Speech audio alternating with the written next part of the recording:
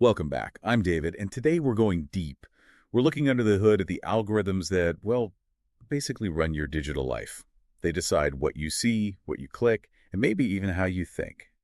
I'm joined by Sophia, who's going to help us untangle all of this. It's great to be here. Yeah, we're looking at these systems that are just designed to grab your attention and hold it, and how governments around the world are now trying to force them open. Welcome, everyone, to TechDaily.ai. You can sponsor this podcast for just $25.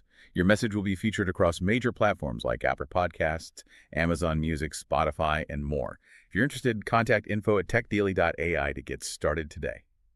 Okay, so let's just jump right in. We hear all these terms thrown around: echo chambers, filter bubbles. Before we get into the tech, can you just lay out the core problems we're really talking about? Absolutely. Yeah, they all kind of get mixed together, but they're distinct. First, you have what's called algorithmic radicalization. This is the idea that the algorithm itself, just by trying to keep you engaged, pushes you toward more and more extreme content over time. So the system's main goal engagement is actually the problem. Exactly. And that leads to filter bubbles. That's when the platform learns what you like so well that it basically stops showing you anything that might challenge your views. It's all about keeping you comfortable and scrolling. And that bubble creates the echo chamber. Right. That's the end result. It's a closed system where, a group just reinforces its own beliefs. Misinformation can spread like wildfire in those environments. So it's like a chain reaction. Well, The algorithm builds the bubble creates the chamber, and that's where radicalization can happen. and it all starts with just too much information. We have to remember why these algorithms exist in the first place.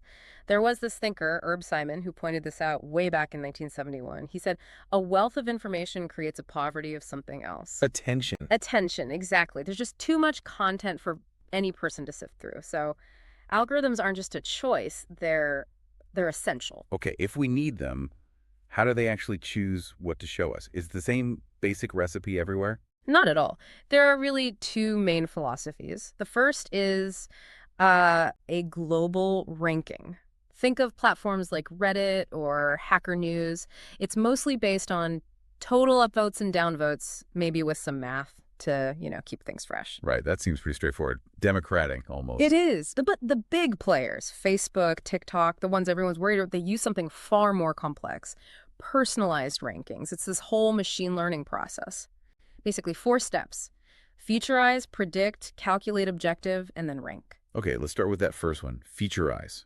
That sounds like just collecting data, right? We know they see our posts and likes, but how deep does it really go? Oh, it's astonishingly deep. It's not just the data you give them, it's also your device information, your phone model, your location if you've given it access to your photos. Okay. Then there's data from other users. Who tags you, who follows you, even when someone searches for you. Wow. And this is the big third-party data from cookies, from other websites you visit. All of that gets pulled in and turned into features. So it's not just that I like dogs, it's way more specific. Far more specific. They might calculate something like tie strength, how often you interact with a specific friend, or even the percentage of haha reactions a post gets. It's incredibly granular. Okay, so they have all this data to predict what I'll do. Click, comment, share, whatever. So after all that, what is the algorithm actually trying to maximize? What's the goal? Well, the goal is engagement, but it's a very specific kind. It's monetizable behaviors. And they assign points. Look at Facebook. They optimize for what they call meaningful social interactions. A simple like that gets you maybe 1 point, but a comment, that signals you're really invested. That scores between 15 and 20 points. 20 points, that's a massive difference. They're literally rewarding friction and argument over just, quiet enjoyment. Precisely. They want activity. It's the same on X, formerly Twitter. When they open sourced their algorithm, we saw the same thing. Getting a reply is worth 27 points. But get this, the algorithm predicting that the author will reply back to your reply, that's worth 75 points. 75? Why is that so valuable? Because it creates a loop. A self-sustaining conversation. That's the jackpot. It guarantees you'll both spend more time on the platform. And what about negative feedback? Huge penalties. Huge EE. Predicting you'll click not interested is a Zen of a 74-point hit. Predicting you'll report the content, that's a penalty of minus 369 points. Whoa. So the entire system is just obsessively designed to avoid anything that stops the scroll. Absolutely. And when that's your only goal, content quality, It just isn't a priority. And that's where misinformation comes in. It's a direct consequence. Research has shown again and again that falsehoods just spread faster. On Twitter, they're 70% more likely to be retweeted than the truth. It sounds like the algorithm isn't biased toward hate, exactly, but it's biased toward anything that's incendiary, because that's what scores points. You've nailed it. We even know this from Facebook's own internal documents. A memo came out that basically said, the more incendiary the material, the more it keeps users engaged, the more it is boosted by the algorithm. It's working exactly as designed, but the outcome is a disaster. It can be. Let's talk about some specific examples. On YouTube, its recommendation engine is responsible for something like 70% of what people watch. Research has found that just having radical keywords in a video's title made it more likely to be recommended as extremist content. Yes, although there is a bit of nuance there. Other studies have come to different conclusions, suggesting the algorithm doesn't really push people toward far-right content unless they're already sort of looking for it. So the question is it creating the interest or just serving it? That ambiguity seems to disappear when you look at TikTok, though. The link to real-world violence there is much clearer. It is chillingly clear. In Austria, just last year, authorities stopped a plot against an LGBTQ plus parade. The teens involved were radicalized on TikTok. And it happened again, right? Yes, this year. More arrests, this time for a planned attack at a Taylor Swift concert in Vienna. And again, the trail led straight back to online radicalization on that platform. The speed of it is terrifying. It makes this kind of lone wolf radicalization so much more efficient. Which brings us to a whole other level of risk. This isn't just about individual users anymore. It's about national security. Okay, here's where it gets really interesting. The whole TikTok controversy. What is the actual intelligence threat here? It's more than just data privacy, isn't it? It's way beyond privacy. It's about something called revealed preferences. TikTok's algorithm is so good, so fast. It learns the American population's collective psyche on a massive scale.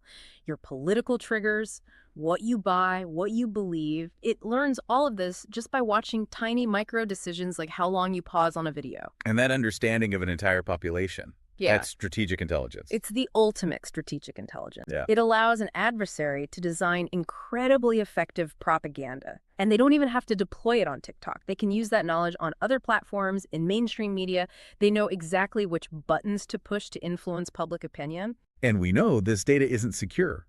ByteDance, the parent company, has already shared algorithm details with the Chinese government. Exactly. And even if they tried to build a firewall, like with Project Texas, it's probably not enough. Machine learning experts have shown you can basically steal a model just by asking it enough hypothetical questions. Like, if you ask a chef enough about their client's favorite foods, you can eventually figure out their secret recipe without ever seeing it. So when the U.S. tries to regulate this, it just hits a brick wall. We saw that with the big Supreme Court case, Gonzalez v. Google. We did. The family in that case argued that when YouTube's algorithm recommended ISIS videos, it was no longer just a neutral host. It was actively participating, so it shouldn't be protected by Section 230. And everyone thought that would be a landmark ruling. What happened? Well, it was a huge letdown for reformers. The court basically dodged the question. They kicked the can down the road, and the legal shield for these black box algorithms stayed firmly in place. And there's an even bigger problem in the U.S., right? A constitutional one. Right. The Supreme Court has ruled that an algorithm, the way it selects and presents content, is a form of protected free speech. That makes it incredibly difficult to legislate viewpoint neutrality here. So if you can't regulate the algorithm directly, what's left? Transparency. That's where the global focus has shifted. If you can't fix the engine, at least you can demand to see the blueprints. The European Union's Digital Services Act, the DSA, is the biggest example of that. What does it actually force these platforms to do? It's a huge deal. It forces the biggest platforms to conduct these massive risk assessments of their recommender systems. And for users, it means they have to provide meaningful information about why you're seeing certain ads or content. And they're collecting data on content moderation, too. A massive amount. They created a public database. By late 2023, it already had over 600 million entries detailing content removals and whether a bot was involved in the decision. Germany was even ahead of the EU on this. They were. They passed their own laws requiring platforms to disclose their main ranking criteria and, what their optimization goals are. But does it work? Do people actually see this information? That's the problem. A German study found that over 80% of users want this transparency. But in reality, very few could actually find the information. Only 16% on Google and a tiny 4% on Instagram. The intent is there, but the execution is lacking. So to pull this all together, we have these essential algorithms that are also, by design, creating these really severe social consequences. And governments are trying to fight back, mostly by demanding transparency because regulating the tech itself is so hard. Right. But there's one last really important wrinkle here. We've been talking about the algorithm's fault in creating echo chambers. But some research suggests the biggest reason you don't see diverse content isn't the algorithm, it's something called homophily. Which is?